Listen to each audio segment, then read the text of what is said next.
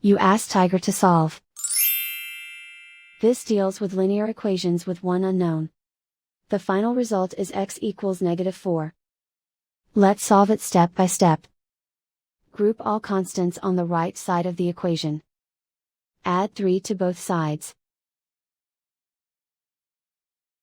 Group like terms. Simplify the arithmetic.